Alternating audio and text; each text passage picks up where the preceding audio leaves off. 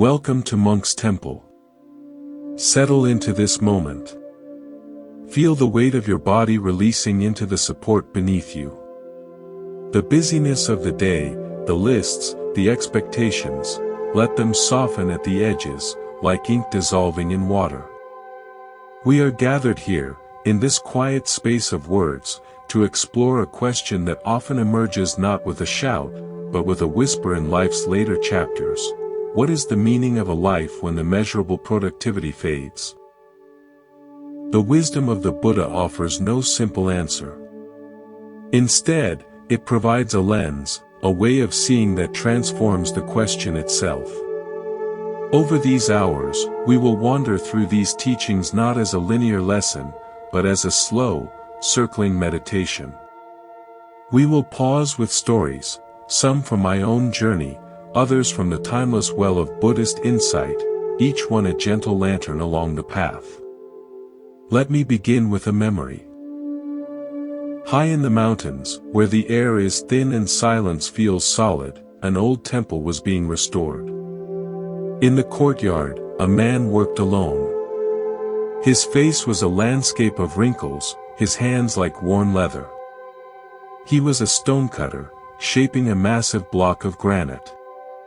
His rhythm was a quiet prayer, tap, pause, tap. A tiny flake would fall.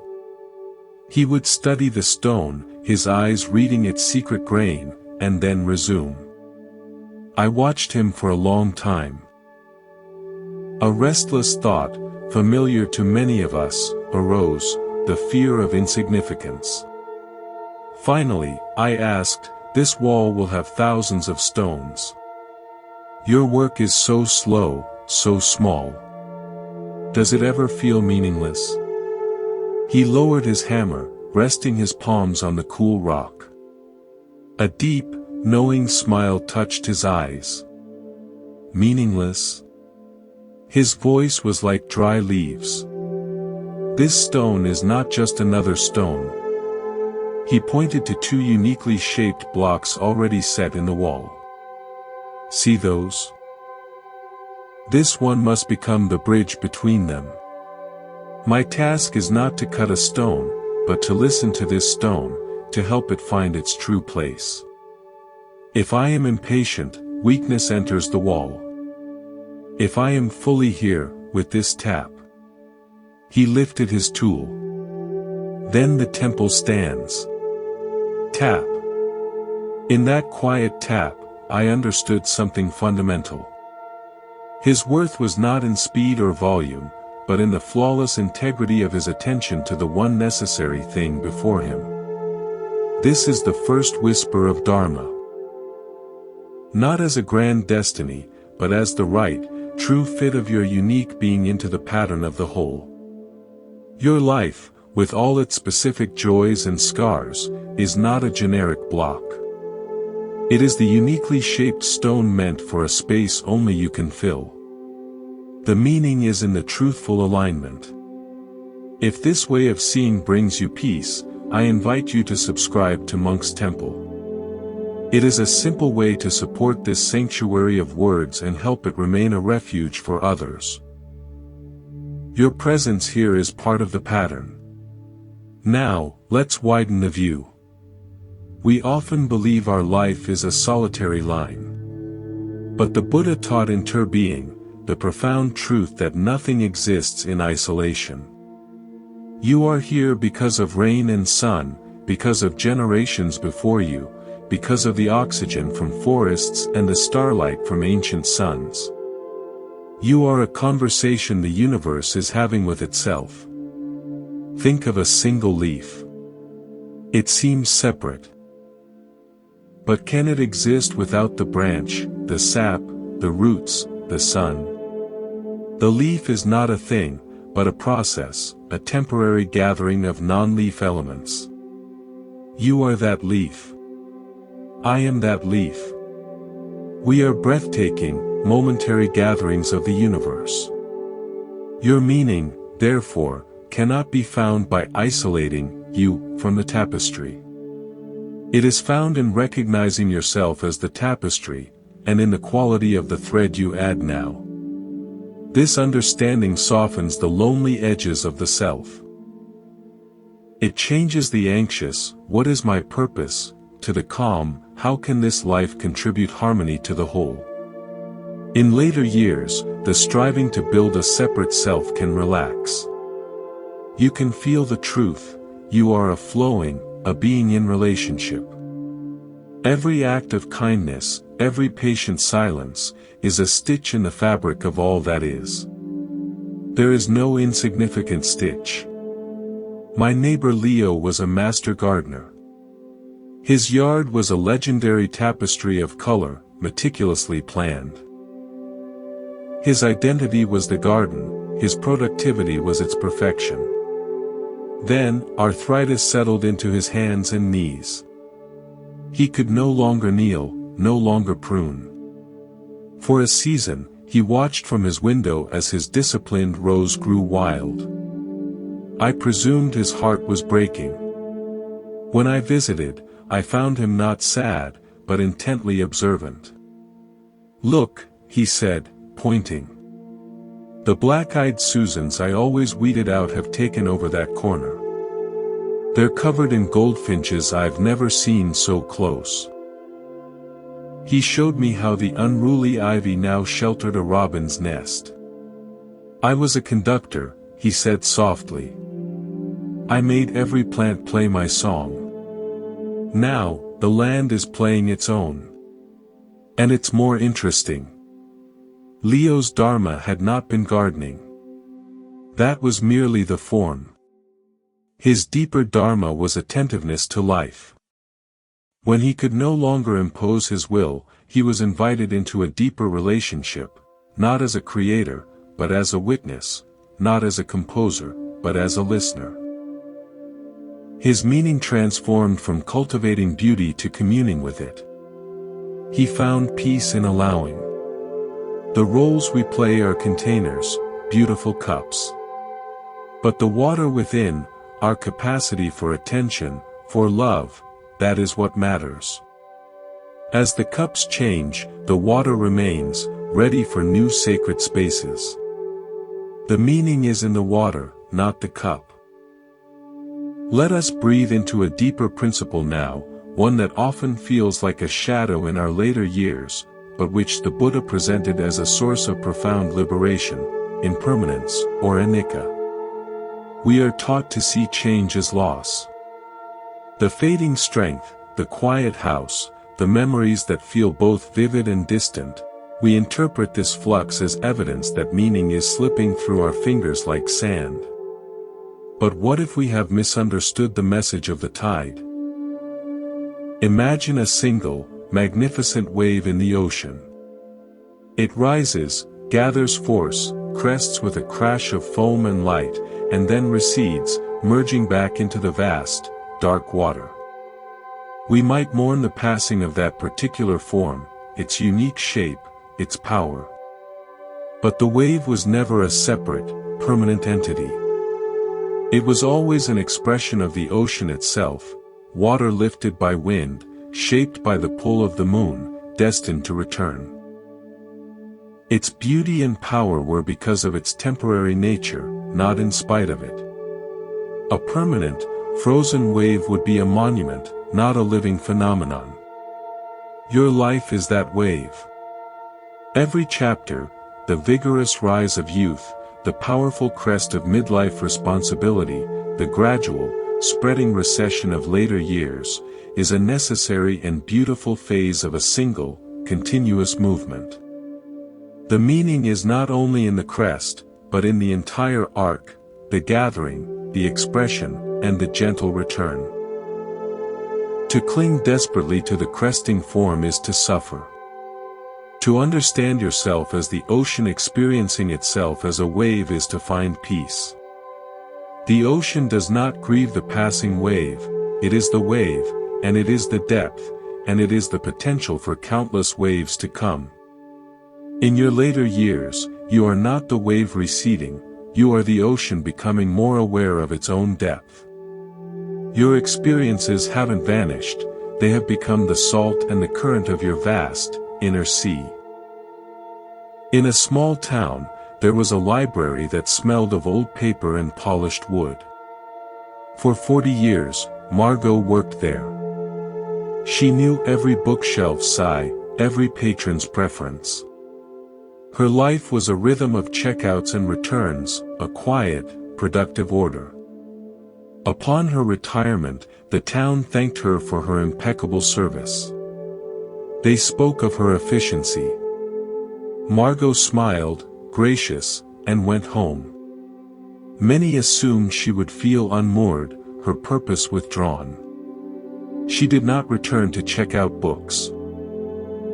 Instead, she began to visit the library's deepest, most forgotten archive, a room of local ephemera. Unpublished diaries of pioneers. Fading photo albums of families long gone. Boxes of letters from soldiers, farmers, lovers. Margot did not organize them into a formal history. She simply began to read.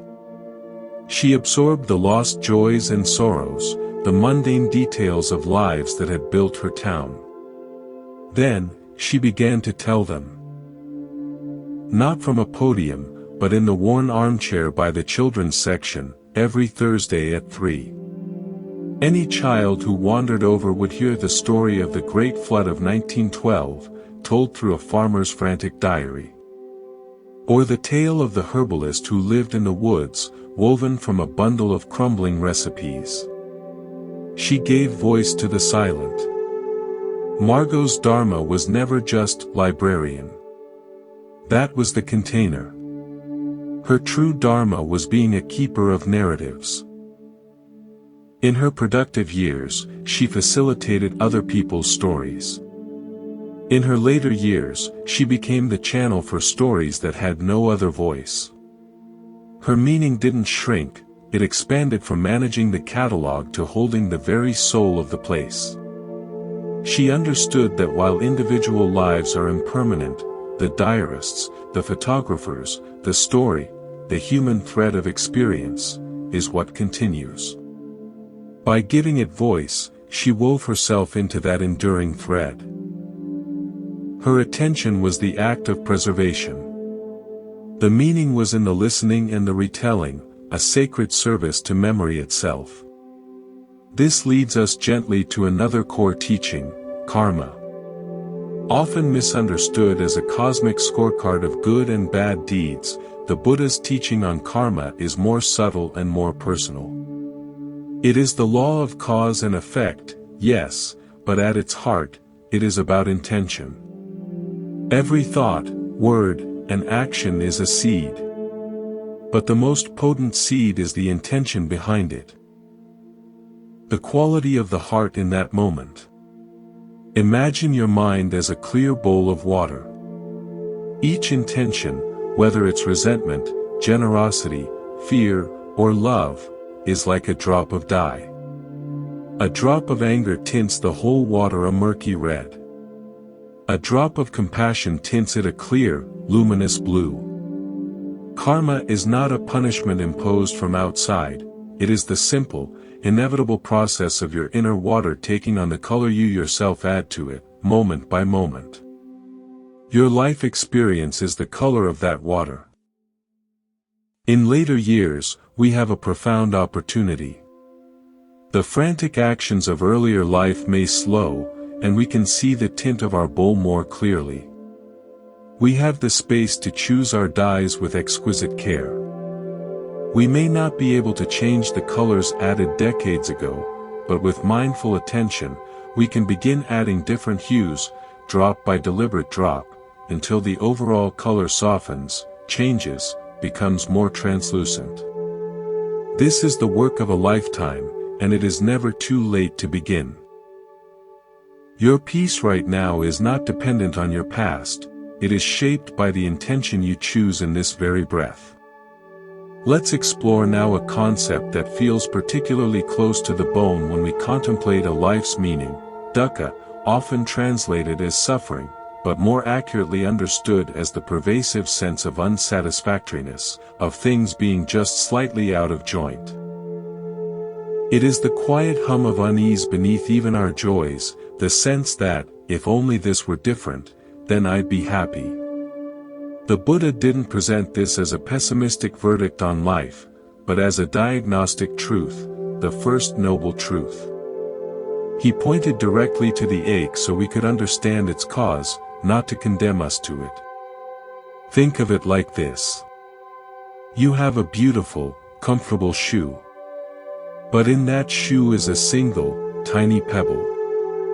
As long as you are walking, you might be distracted from it. But the moment you sit still, you feel it, a persistent, nagging pressure that prevents true comfort. Much of our life is spent trying to walk faster to avoid feeling the pebble. We acquire things, achieve status, chase experiences, hoping the next step will finally shake it loose. But the pebble remains. In later years, the walking often naturally slows. We sit more. And that is when the pebble's presence becomes unmistakable. We might think, the pebble is my age, my retirement, my loneliness. But the Buddha's radical insight is this: the pebble is not the condition itself, it is our craving for the condition to be other than it is. The pebble is our inner resistance to the present reality of the shoe. The suffering is not in the pebble, but in the relentless, tender friction between our foot and our wish for a pebble-free world. This is a moment of immense power. For when you stop walking frantically and instead sit, breathe, and gently remove the shoe, you can finally turn it over and empty it. You see the pebble for what it is, a small, hard object of your own clinging. The act of seeing it clearly, without judgment, is the beginning of its release. Your later years grant you the sacred pause to stop walking and to begin the gentle, patient work of emptying your shoes. This is not a withdrawal from life. It is the deepest possible engagement with the source of your disquiet. In a seaside town, there was a man named Elias who had kept the town's clock shop for 50 years. His world was one of precise mechanics, of rhythmic ticks and synchronized chimes. He believed in order, in measurable progress, in the certainty of a well-maintained movement. His meaning was in restoration, taking what was broken and making it measure time correctly again. When he finally closed his shop, he kept one clock for himself, a beautiful, silent, antique grandfather clock that had never kept proper time, no matter how he tinkered. He placed it in his quiet sitting room. At first, the silence where there should have been a tick was maddening. It felt like failure, like time itself had stopped for him. But as the weeks passed, a strange thing happened. He began to notice other rhythms. The precise pattern of light as the sun moved across the face of the silent clock. The soft, irregular sigh of the tide through his open window. The heartbeat in his own ears. He realized he had spent a lifetime listening for manufactured, mechanical regularity, while the world breathed in organic, complex, beautiful rhythms all around him. One day, he gently opened the clock's case. Instead of reaching for his tools, he simply placed a single, smooth stone from the beach onto its motionless pendulum bob. He closed the glass. The clock did not tick. But it had become something new, a still, beautiful altar to time itself, holding a fragment of the earth. Elias's dukkha, his unsatisfactoriness, came from his craving for the clock to be what it was not, a precise timekeeper. His liberation came when he allowed it to be what it was. A vessel for his contemplation of time's true, vast nature. His meaning shifted from fixing time to communing with it. This story leads us into a companion teaching, equanimity, or upekkha. This is not indifference or cold detachment. It is the spacious, balanced heart that can hold joy and sorrow, gain and loss, praise and blame, without being swept away or hardened by either. It is the deep, still center of the lake, unaffected by storms that rage on the surface. How do we cultivate this? Imagine your mind is a boat on the ocean of life's changing conditions. Praise is a rising wave that lifts you high. Blame is a crashing wave that threatens to swamp you. Gain is a current pulling you one way, loss is a current pulling you another. If your boat is tied only to these fleeting waves and currents, you will be tossed relentlessly, seasick with hope and fear. Equanimity is the practice of dropping a deep, strong anchor through all these surface disturbances, down to the solid, silent seabed. That anchor is your mindful awareness, your connection to the present moment just as it is. When you feel the lurch of a wave, the anxiety about relevance, the sting of a harsh word, you do not have to fight the wave. You simply feel the weight of your anchor. You return your attention to your breath, to the sensations in your body, to the fact of being aware. The wave still comes, but your boat is steadied. It can ride the swell without capsizing. In later years, we have a profound opportunity to forge this anchor, to let it down deep through layers of habit and reaction, until it finds purchase in the bedrock of our own conscious presence. This steadiness becomes the greatest gift we can offer, to ourselves and to a world adrift on turbulent seas.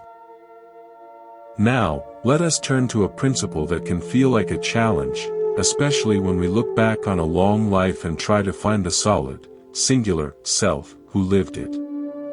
The Buddha called this anatta, often translated as non-self. This is not a bleak notion that you don't exist. It is a liberating insight that you are not what you think you are. You are not a fixed, unchanging entity sailing through time like a ship on a voyage. You are more like the voyage itself. A flowing, changing process of experiences, memories, sensations, and thoughts. The ship is being rebuilt with every wave it encounters. Consider a river. You step into it, and the water swirls around your ankles. You come back tomorrow, step into the same spot, and say, "This is the same river." But is it? Not a single molecule of water is the same. The riverbed has shifted slightly. The light on the surface is different. The only thing that makes it the same river is the continuous, flowing process and the name we give it. You are like that river. The body you had at 20 is not the body you have now. The thoughts that consumed you then have changed. The roles that defined you have evolved. What you called me is a convenient name for an incredibly complex, ever-flowing process of life. Clinging to a fixed idea of who you are. I am a productive person, I am a certain kind of parent, I am someone who should be X, is like the river trying to cling to a particular configuration of water and stone. It creates friction, resistance, suffering. In your later years, you have the privilege of observing this flow from a wider bank. You can see more of the river's course. You can begin to relax the tight grip on a fixed identity and instead simply be the flow. The awareness that witnesses the changing water, the shifting banks, the journey toward the sea. There was a potter renowned for her beautiful, symmetrical bowls. Each one was perfect, a testament to her control and skill. Her identity was fused with this perfection, she was the maker of flawless vessels. One morning, a tremor in the earth, a small earthquake, rippled through her studio. A shelf gave way. Dozens of her finest bowls, her masterpieces ready for a grand exhibition, cascaded to the floor and shattered. The potter stood amidst the wreckage, stunned. Her life's work, her meaning, seemed to lie in pieces. For days, she was paralyzed by grief. Finally, with a heavy heart, she began to clear the debris, picking up the sharp fragments of her beautiful creations. As she held a shard, its edge caught the light in a way the glazed surface of the whole bowl never had. The broken edge revealed the clay's inner texture, the journey of fire through it. An idea, fragile as a new pinch pot, began to form. She gathered all the shards. For months, she did not throw a new pot on the wheel. Instead, she began to fit the fragments together with a new, golden-toned adhesive, creating mosaics on larger forms. The bowls were gone. In their place were new, startling artworks. Vases and platters etched with rivers of gold, where the breakage was not hidden but honored as part of the story. She later said, "I thought I was a creator of perfect, whole things. The breakage showed me I was really a storyteller of transformation. The bowl's end was not my end, it was the beginning of a different kind of seeing." Her attachment to being the perfect potter, her fixed self, was broken. What arose was a more fluid, resilient identity, the artist of repair, the finder of beauty in fracture. Her meaning was reborn, not from wholeness, but from a brave and compassionate relationship with imperfection and change. This is the freedom of anatta. When the old vessel of identity cracks, we are not left with nothing.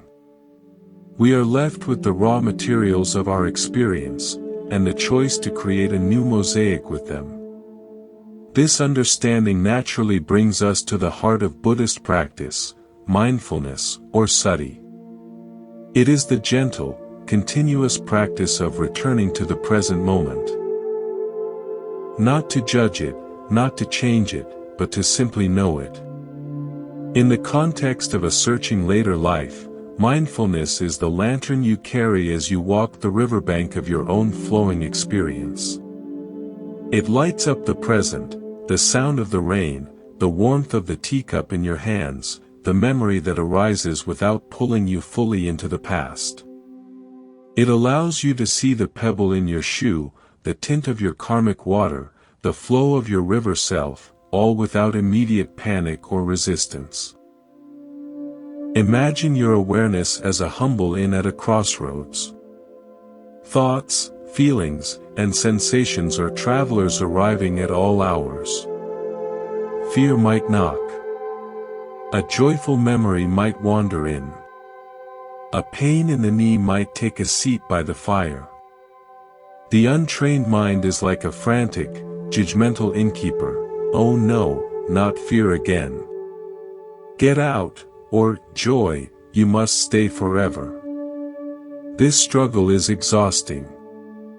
Mindfulness trains you to become a wise, welcoming innkeeper. You open the door to each guest. You acknowledge them, "Ah, loneliness, I see you've arrived. Have a seat by the window." You offer them hospitality without letting them take over the whole inn. You know they are transient. They will stay for a while, and then they will leave. Your job is not to control the travelers, but to maintain a clean, spacious, and welcoming inn. In your later years, you have fewer urgent arrivals demanding you run the whole place. You have more time to simply be this wise innkeeper, observing the comings and goings with calm curiosity. This very act of open, present awareness is the meaning. It is the essence of a life lived consciously, not lost in the drama of the guests. Let us now contemplate a beautiful and practical teaching, right livelihood. In our earlier years, this often relates to our career, earning a living in a way that does no harm and ideally contributes to the welfare of others. But in the later, spacious chapters of life, livelihood transforms. It is no longer about external sustenance, but about internal sustenance. It becomes the question, how do I make a living of my moments? What is the economy of my attention, my energy, my remaining days? Right livelihood in the autumn season is about investing your precious resources, time, presence, care, in activities that nourish your spirit and the world around you, without depleting you. Think of your daily energy as a handful of rare, ancient seeds. In spring and summer, you had many seeds and you scattered them widely, building, tending, providing. Now, you have a smaller, more precious handful. Right livelihood is the conscious, sacred act of choosing exactly where to plant these last seeds. You do not cast them onto barren ground of resentment or into the thorny thicket of old strife. You prepare the soil of your inner peace. You plant them in the fertile ground of a quiet conversation, in the well-tended garden of a long-neglected hobby, in the simple act of listening fully to a bird's song or a grandchild's story. Each seed is a moment of full, intentional presence. This is how you make up living now. The harvest is not in bushels, but in moments of grace, in feelings of connection, in the quiet fruit of peace. Your productivity is measured in depth, not breadth. There was a man who had spent his life as a ferryman on a wide, slow river.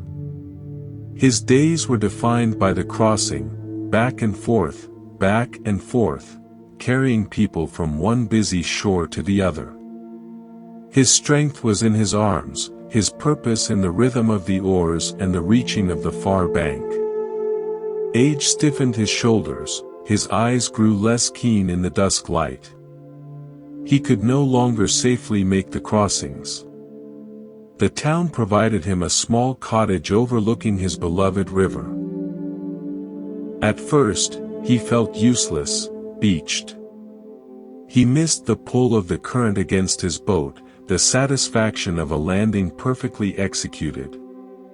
One afternoon, watching from his porch, he saw a young family struggling on the opposite bank. They were newcomers, pointing anxiously up and down the river, clearly lost. The old ferryman didn't have a boat. But he had a voice that had carried across water for decades. He cupped his hands and called, his voice rolling easily over the flow. You there? The path is 100 yards to your left. Look for the birch tree. The family heard him, waved in gratitude, and found their way. A simple act. But it lit something in him. He realized he knew every bend, every sandbar, every safe landing spot and treacherous current on this stretch of river. His knowledge didn't retire. The next day, he brought a chair to a spot on his shore near a popular walking path. He put up a small, hand-painted sign, Free River Advice. At first, people smiled and passed by. But then a fisherman asked about eddies. A painter asked about the best light at dawn. A teenager asked about the history of the old bridge. The ferryman no longer performed the crossing, but he facilitated safe and beautiful journeys for others with the wisdom of his crossings. His right livelihood evolved from the physical labor of transport to the spiritual gift of guidance. His meaning became rooted not in motion, but in the deep, still knowledge of the river itself. He was making a living from his accumulated wisdom, planting his seeds in the fertile soil of shared knowledge. This story is a bridge to the profound Buddhist ideal of karuna, or compassion. Compassion is not merely pity or soft feeling. It is the quivering of the heart in response to suffering, coupled with a deep wish to alleviate it. It is the active, intelligent expression of our interconnected nature. When we see the pebble in another's shoe, we feel a tug to help them remove it, because we know that friction intimately. Imagine that each being is a unique bell. When suffering strikes, it is like the bell being struck a harsh, discordant blow. Compassion is the capacity of another bell to resonate with that same frequency. Not to create more noise, but to acknowledge the truth of the vibration, to sing, "I feel that tone too. You are not ringing alone." This resonance is not burdensome, it is the natural law of interconnected beings. In your later years, your bell has been struck by many blows, and it has also been struck by many joys. It has a rich, complex tone. This makes you capable of resonating with a vast spectrum of human experience. You can resonate with the young parent's exhaustion, the middle-aged person's anxiety, the fellow elder's grief. You don't need to fix their bell. Your compassionate resonance, a look, a touch, a simple, "I understand," is itself a healing force. It tells them their suffering is real, is shared, and is held in a field of awareness larger than itself. This is perhaps the most potent form of right livelihood in later life. To become a steady, resonant presence, allowing your hard-won wisdom to vibrate in harmony with the struggles of those around you, not to solve, but to soothe. Compassion naturally extends to yourself. Self-compassion is the wise innkeeper offering a cup of tea to his own weary self. It is allowing yourself to be the river that flows, the bell that has been struck, the old ferryman learning a new way to be useful. It is the dropping of the seed of kindness into your own inner ground. Let us turn inward now, to a subtle but powerful force that shapes the landscape of our lives, sankhara, a Pali word often translated as mental formations or volitional activities. These are the habitual patterns of thought, emotion, and perception that we have carved into our minds over a lifetime, like deep river channels through soft stone. They are our automatic reactions, the instant flash of irritation, the well-worn path of worry, the familiar slope of self-doubt. In our active years, we are often too busy navigating the river's current to notice the shape of the channels themselves. But in the quieter waters of later life, we can look down and see them clearly. We can see how they direct the flow of our experience. The Buddha taught that these formations are not our true nature. They are conditioned, like software installed by experience. The hopeful news is this: awareness is the water that can soften and reshape even the deepest channel. Mindfulness is the gentle, persistent rain that falls on the stone, allowing new possibilities of flow to emerge. Imagine your mind is an old, overgrown garden. For decades, you have walked the same path to the same bench. The dirt is packed hard, the groove is deep. Weeds line the sides, but the way is clear, it is your habit. One day, you look up and think, I wonder what's in that far corner under the willow tree. To get there, you must leave the hard-packed path. At first, it feels uncomfortable, even wrong. The grass is tall, the ground is uneven. You might stumble. The old path whispers, come back, it's easier here. This is the way you always go. But if you persist, taking a new route day after day, something magical happens. A new, softer path begins to form. The old, deep groove starts to grass over from disuse. You discover a beautiful, quiet spot by the willow you never knew. Your sankharas are those old, deep paths. Your later years are the perfect time to notice them and, with compassionate curiosity, to begin walking in a new direction. You are not erasing your history, you are discovering that your garden is far larger and more varied than you knew. The meaning lies in the exploration itself, in the courageous act of leaving the familiar rut to find new inner vistas. A man named Ben had worked as an archivist, a keeper of official records. In his personal life, he had become an unwitting archivist of his own regrets. He maintained a meticulous, mental catalogue, File A-37, The Promotion Not Taken, 1982. File D-12, The Harsh Words Spoken to My Father, 1991. These files were his secret mental formations, his sankharas. They defined him as a man of mistakes. After retirement, the silence in his house allowed the hum of these files to grow louder. It was a low-grade suffering, a library of sorrows. One morning, while making tea, a simple, radical thought arose: what if I don't pull a file today? It felt illicit, like neglecting a sacred duty. But he tried it. When the thought, I should have, arose, he acknowledged it. There's file B-19, and instead of opening it, he deliberately turned his attention to the steam rising from his cup, to its delicate curl in the morning light. He was not rejecting the file's existence, he was simply choosing not to read from it in this moment. The next day, he tried something else. When a regret arose, he would say to it, for what you taught me, I thank you. For the pain you carry, I forgive you.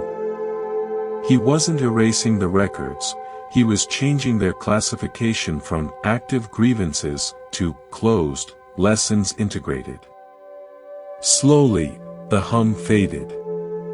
The files remained on the shelves of his memory, but they lost their charge. They became historical documents, not living indictments. Ben discovered that his true Dharma was not to be the custodian of regret, but to be the alchemist of memory, transforming leaden weights into neutral paper. He reshaped his deepest sankhara by changing his relationship to it, not by fighting it. His liberation was in the gentle refusal to walk the old, painful path to the bench of self-reproach, and instead to wander into the open field of present-moment grace. This work of inner reshaping brings us to the beautiful concept of mudita, or sympathetic joy. This is the ability to feel genuine happiness at the success and good fortune of others. It is the antidote to envy and comparison, those thieves of peace in any season of life. For in later years, it is easy to look at the vigor or achievements of others and feel a sharp sense of lack. Mudita is the conscious practice of turning that sharpness into a softness, of sharing in the celebration of life wherever it blooms. Imagine your heart is a field. Envy is like planting thorny weeds that choke your own plants and give you nothing but pain when you touch them. Mudita is like planting sunflowers. When you see joy in another person, you are not diminished. Instead, you turn your face, like a sunflower, toward the warmth of their good fortune. You bask in it. You allow their happiness to be like sunlight, nourishing your own capacity for joy. Their bloom does not prevent your bloom. In a field of sunflowers, each one's face lifted to the light creates a more glorious, radiant whole. Your joy for them becomes part of your own inner landscape, bright and tall. Practicing mudita in conversations, when hearing good news from friends or even strangers, is a way of seeding your own field with light. It is a declaration that joy is not a finite resource to be hoarded, but an infinite atmosphere to be breathed in common. Your meaning is enriched every time you choose to be a sunflower, rather than a thorn. This practice flows naturally from the understanding of interbeing. If we are all leaves on the same tree, then the nourishment of one leaf strengthens the whole. To rejoice in that nourishment is simply to feel the health of the tree of which you are a part. We arrive now at a concept that serves as both the foundation and the pinnacle of the path: silence. Not merely the absence of sound, but the inner quietude that allows true listening. In the Buddha's journey, it was in the deep silence under the Bodhi tree that understanding dawned. In our later years, the external noise of striving often diminishes, presenting a sacred opportunity. But nature abhors a vacuum, and we often rush to fill this new silence with the mental noise of memory, regret, or idle worry. The invitation is to learn to inhabit the silence, to let it become not empty, but profoundly full, a container for awareness itself. Think of your mind as a snow globe that has been shaken for decades. The frantic flakes are your thoughts, desires, and anxieties, obscuring the clear view of the scene within. The act of stopping, of setting the globe down, is the beginning of silence. At first, it feels chaotic as the flakes swirl. But if you can resist the urge to shake it again out of discomfort, a miraculous settling occurs. Each flake, each thought, gently drifts to the bottom. The water clears. And there, now visible, is the serene landscape that was always there, your innate peace, your Buddha nature. The silence is not nothingness, it is the clear medium that allows you to see what is real and enduring within you. Your later years are the perfect time to practice setting the snow globe down, day after day, and watching the flakes settle. The meaning is found in the clarity that emerges when the agitation subsides. In a village, there lived a woman named Clara who was a master weaver. She could create intricate, beautiful fabrics that were sought after for celebrations. Her life was the clatter and clack of her loom, a productive, rhythmic noise. When her eyesight began to fail, she could no longer see the fine threads well enough to create new patterns. The loom fell silent. She felt a terrifying void where purpose had been. One day, her grandson brought her his favorite jacket, torn at the elbow. "Can you fix it, Nana?" he asked. In the quiet of her sitting room, with strong light and a simple needle, she began to darn the tear. She worked slowly, feeling the texture of the old cloth, matching the thread as best she could. It was not creation from nothing, it was repair, restoration. Word spread. Soon, a basket appeared on her porch with a pair of worn work pants, a note pinned to it, "Would you mind?" Then came a child's stuffed animal with a split seam. Clara's silent room became a sanctuary of repair. She did not weave new tales of color, she listened to the stories held in the worn fabric. She gave integrity back to what was unraveling. The silence of her room was filled with a different quality. A focused, loving attention. The clacking loom had been her song of offering. The silent, precise stitch became her meditation of care. She discovered that her Dharma was not noise and newness, but quiet, restorative love. Her meaning was translated from the language of creation to the deeper dialect of preservation. In the outer silence, she heard the inner call to serve in a new, gentle way. This practice of inner silence nurtures a quality the Buddha placed supreme importance upon: prajna, or wisdom. This is not the accumulation of facts or intellectual knowledge. It is the intuitive, penetrating understanding of the true nature of reality, of impermanence, non-self, and the end of suffering. It is the direct seeing that comes when the snow globe has settled. Prajna is not something you get, it is something you allow to arise when the conditions of a calm and concentrated mind are present. It is the light of the sun, reflected perfectly on the still surface of a lake. Imagine your mind is a lake. Your churning thoughts, worries, and constant doing are like winds that stir up the surface, creating choppy waves and muddying the waters. In this state, you cannot see the depth, nor can you clearly reflect the sky above. The fish, insights, remain hidden in the murk. The practice of silence, mindfulness, and ethical living is the process of calming the wind. As the surface of the lake grows still, two things happen. First, the water becomes clear. You can see all the way to the bottom, you see your own motivations, your sankharas, the pebbles of your clinging, with startling clarity.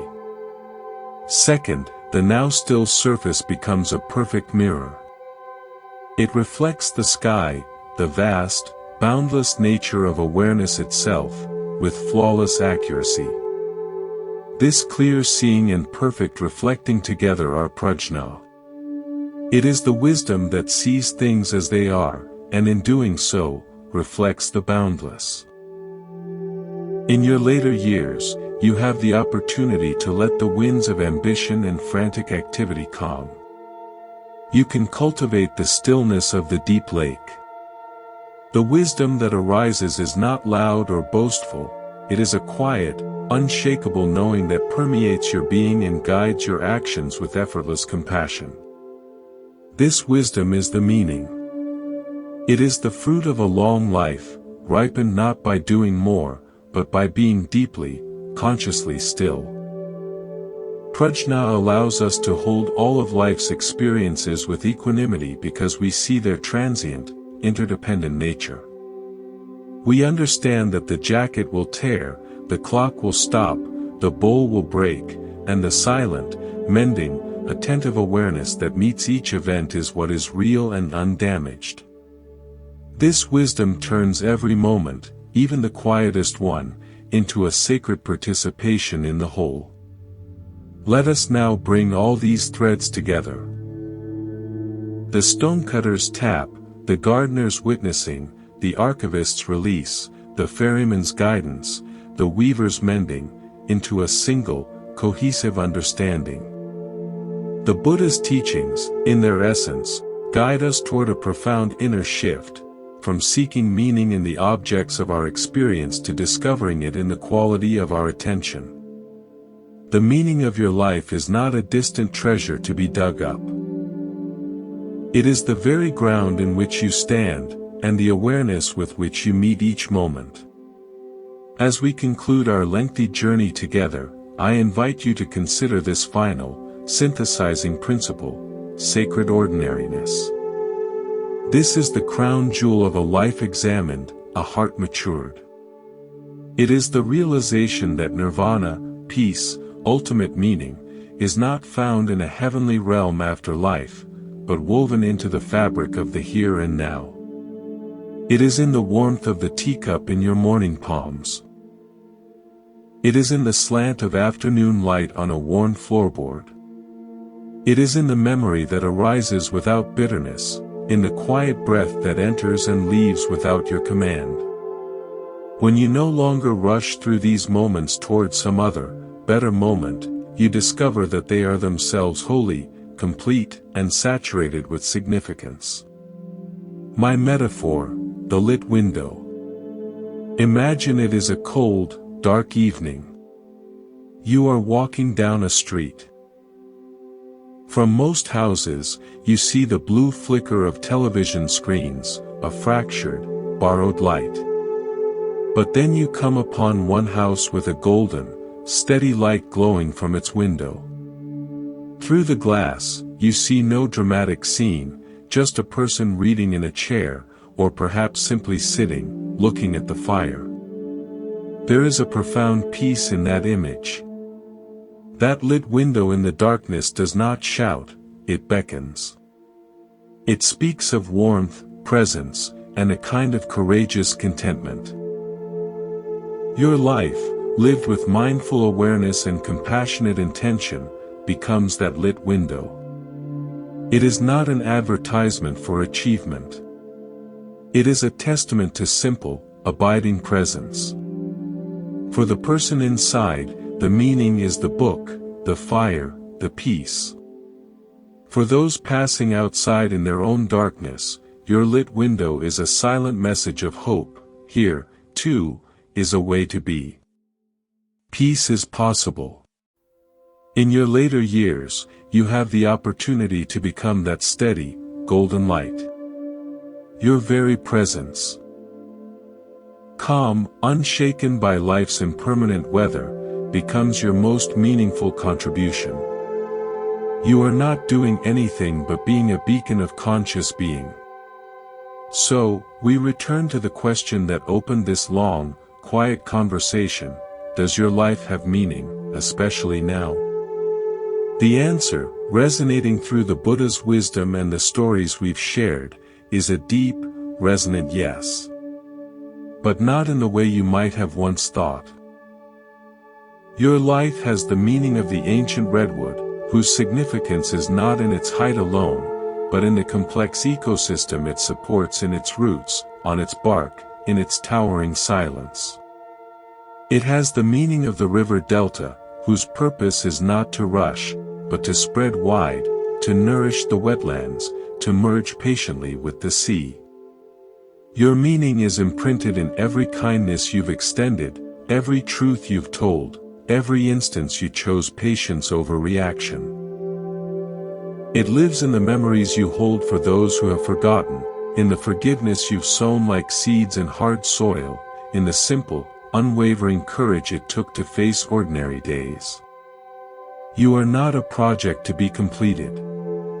You are a note in an eternal symphony, a stone in a sacred wall, a unique expression of consciousness having a human experience.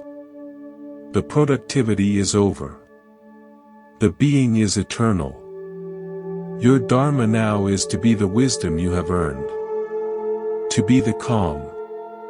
To be the listener. To be the one who, having seen the waves rise and fall, now rests as the deep, still ocean.